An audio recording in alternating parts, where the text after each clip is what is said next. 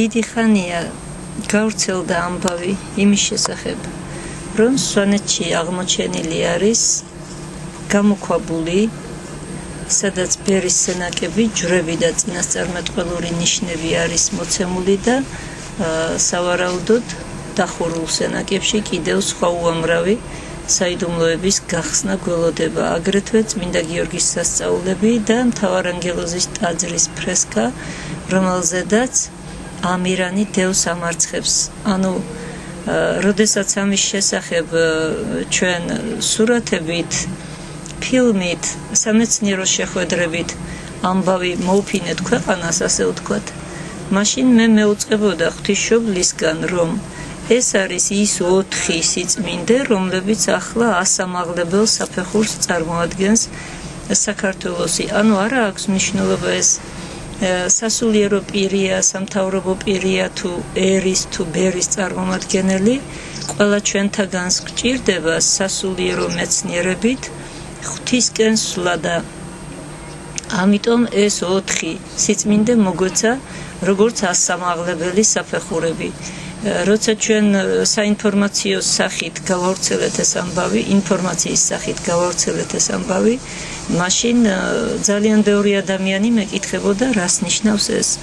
ზოგიერთი ნიშნების და ზოგიერთი ჯვრების შესახებ ჩვენ განმარტება მაშინვე ვთქვით, მაგრამ ახლა დადგა დრო, ჩვენ ახლა ისეთ ადგილას ვიმყოფებით, სადაც მე ღვთისმშობლის გამოცხადებით მივიღე უწყება, რომ დროა გავავრცელოთ უფრო სხვა ნიშნებისა და ჯვრების მნიშვნელობები და ეს მიეცეს ხალხს როგორც სულიერ მეცნიერებაში სულაგეზი, ასე ვთქვათ, ბილიკი სულიერი მეცნიერებისა და ამაღლებისაკენ. ეს არის ბერის სულის განგებულება აგრეთვე ჩვენს თავზე, რომელიც იმ გამოქვაბულში მოღვაწეობდა წმინდა გიორგის ძალა და მთავარანგელოზის ძალა, რა თქმა უნდა. ეს არის განუყრელად, როგორც წმინდა სამების, მთავარანგელოზის, წმინდა გიორგისა და ღვთისმშობლის განგებულება. სვანეთში სადღეგრძელოებსაც სუფრაზე ასეთი თანმიმდევრობით სვამენ. უფლისა, მთავარანგელოზებისა, წმინდა გიორგისი და ბოლოს ამბობენ ღვთისმშობელს. ანუ როგორც ეს არის 4 სადღეგრძელო ერში, რადგან ერისა და ბერისათვის, რა თქმა უნდა, ბერშიც ყველა ერიდან წავიდა, ერისა და ბერისათვის თანაბრად მისაღები და ყველასათვის აუცილებელია, რომ სულიერ მეცნიერების საფეხურზე შედგეს, სხვანაირად ის ვერ გაიზრდება უფლის წინაშე და უფლის მეორედ მოსვლას, მის ბრწყინვალებას და განგებულებას ვერ შეეგებება როგორც ასეთი. ამიტომ დიდი მადლობა უფალს, დიდება მას, რომ ეს 4 სიწმინდე მოგცა როგორც ასამაღლებელი საფეხური. არის ასეთი რამ, გამოქვაბულის ჯვრები და ნიშნები გვაძლევენ სარწმუნოებაში განმტკიცების საფუძველს. ეს ისეთი განგებულებაა ღვთისა, რომ ადამიანის გაჩენის დღიდან განღმრთობამდე ყველა ნიშანი და ჯვარია მოცემული, რასაც მართლმადიდებელი გაივლის. მეორე არის ღარიბისა და მდიდრის ამბავი. ამის ნახვა ყველა შეუძლია ფილმში, რომელიც ჩვენ გადავიღეთ და გამოქვაბული ასეთი სათაურით გავრცელებულია დღეს. ეს მდიდრისა და ღარიბის ამბავი, აი ფოტოებზეც ჩვენ ხედავთ აქ ლოდებს, აი შეგიძლიათ ეს ახლოდან ნახოთ. ეს არის ადგილი, სადაც უფალმა ჩაქოლა მდიდრის სახლი, რომელიც ღარიბს გასამრჯელოს არ აძლევდა. ფერითა და ფორმითაც ეს ლოდები განსხვავდება ყველა იმ ქვებისაგან, რომლებიც სვანეთში, ბალს ქვემო სვანეთში და საერთოდ მთელ სვანეთში მოცემულია, არსად არ არის ასეთი ფერის და ფორმის ქვები და სასწაულებრივად მოყრილი ეს უზარმაზარი ლოდები მიგვანიშნებს იმაზე, თუ როგორი დიდია ძალა ღვთის სამართალისა. ანუ უფალმა აქ სამართლით განსაჯა ღარიბი, რომელიც საწოდავად ზრდიდა ობლებს და დიდარი მას გასამრჯელოს არ აძლევდა, ღვთის მადლით აიუსო, ანუ მისი ოჯახი ბარაქით აავსო უფალმა და აი მდიდრის სახლი ჩაქოლა ამ ლოდებით. ახლა საქართველოში ძალიან მოკლედ მინდა ვთქვა, ყველამ უნდა გაითავისოს ამ 4 სიწმინდის თავისებურება, რომ ესენი წარმოადგენენ ძალას ნებისმიერი მართლმადიდებლისათვის დედამიწის ზურგზე, იმიტომ რომ ყველას შეუძლია შედგას ფეხი ღვთიურმეცნიერებაში და ეზიაროს ღვთის მადლს, მაგრამ ასამაღლებელი საფეხური ნიშნავს, რომ უფალი ჩვენგან მოითხოვს ყურადღება მივაპყროთ იქეთკენ, საითაც ჩვენი ხსნა და შველაა. სამწუხაროდ ეს რატომღაც არ ხდება, თუმცა 4 წელიწადზე მეტია ეს გამოქვაბული გაიხსნა და დაგვაჯილდოვა უფალმა ამ დიდი სიმდიდრით, ამ სულიერი საგანძურით. მინდა მსმენელს და მაყურებელს ვაუწყო იმის შესახებ, რომ აქ არის გამოცხადება გამოქვაბულის კედლებზე, სადაც არის გოლგოთის მთაზე დაფუძნებული ჯვარი, არის მაცხოვრის გამოცხადება, არის წმინდა ბერების გამოცხადება და საერთოდ ნებისმიერი მოვლენები, რაც ახლა მიდის ჩვენს ქვეყანაში და მსოფლიოში, ისახება ამ ფოტოებზე. ვინც ყურადღებით დააკვირდება ამ ფოტოს, აი აქ შავ სამოსელში შემოსილი მონოზონივით გრძელი მანდილი აქვს თუ გრძელითმა ქვასთან მიმდგარს ნახავს.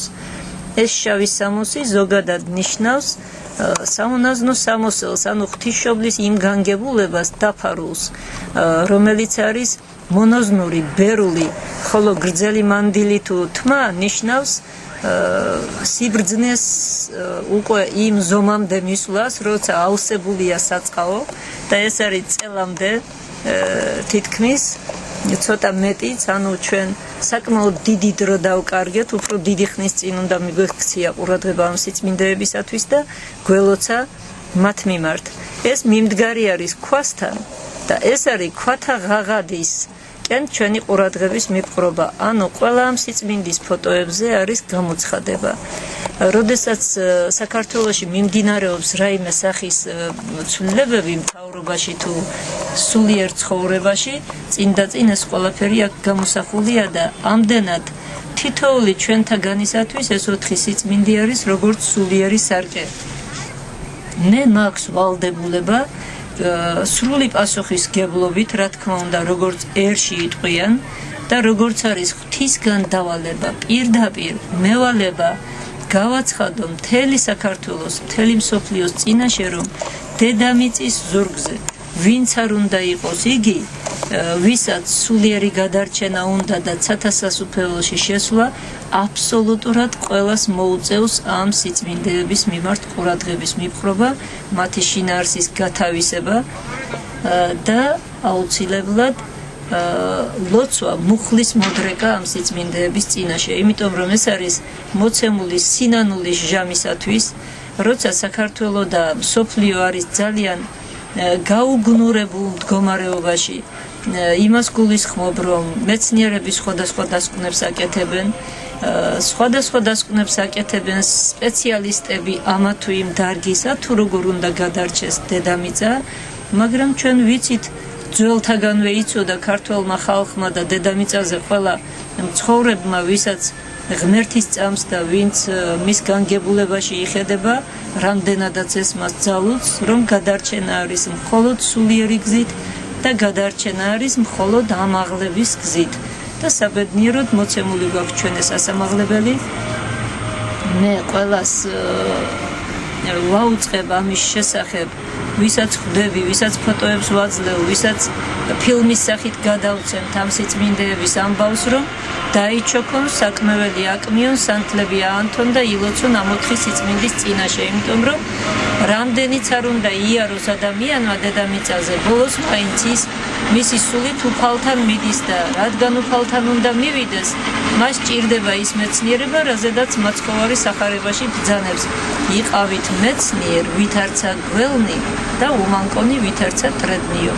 და ვინაიდან ახლა უმანკოება არ არის, ანუ ღრმა სინანული არ არის, ამიტომ ძალიან დიდი ხნის წინ, რამე თუ ეხლანდელ დროში 6 წელიც ძალიან დიდი დროა, მე აი ამ ფერის სამოსელი შემაკერინა ღვთისმშობელმა და მაშინვე მაუწყა, რომ რაც შეიძლება დროზე გააცხადეს საქართველოში, თუ რა ელოდებათ იმ მშობლებს, რომლებიც აბორტის ცოდვით არიან დამძიმებულნი, რომლებსაც შვილები ყავთ მოკლული, მაგრამ სამწუხაროდ დღეისათვის ისინი სინანულს არ გრძნობენ.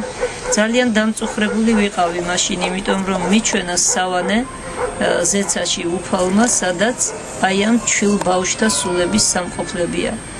მათი რიცხვი იმდენად ბევრი იყო და იმდენად დიდი, რომ უკიდეგანო იყო ეს სივრცე. თვალი ვერ წვდებოდა მათ სიმრავლეს და ეს ბავშვების სახეები შემოყურებდნენ მე და მათ შორის დადიოდნენ შავად შემოსილები.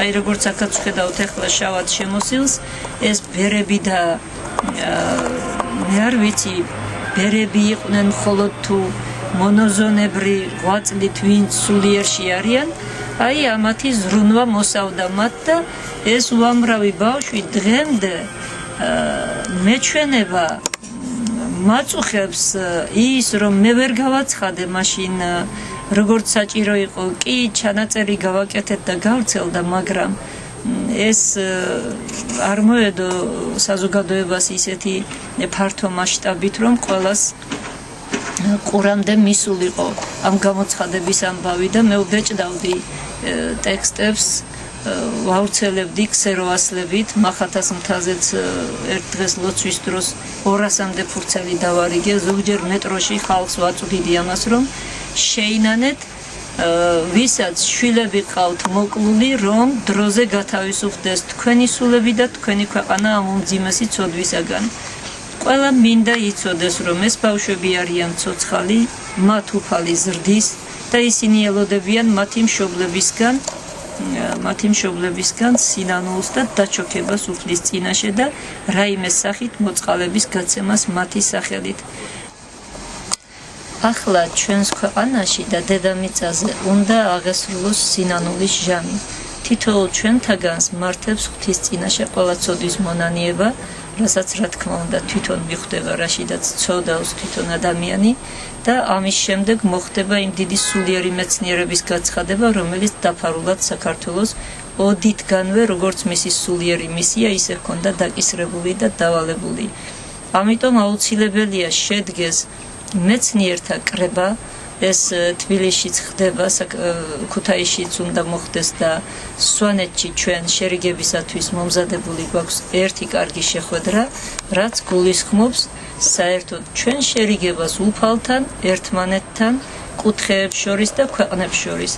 დღეისათვის ამით დავამთავროთ, ვინაიდან საზოგადოებას დიდი ხანია ეუწყა, რომ სვანეთში აღმოჩნდა ეს სიწმინდეები, მაგრამ სამწუხაროდ ვერც ერთი ადამიანის გონება ჯერ კიდევ ისე ღრმად ვერ სწვდება ამ განგებულებას, თუ რას ნიშნავს საუკუნეების განმავლობაში იდუმალებით მოცული საგანძურის გახსნა, თუ რა დიდი ძალა გვეფინება იქედან.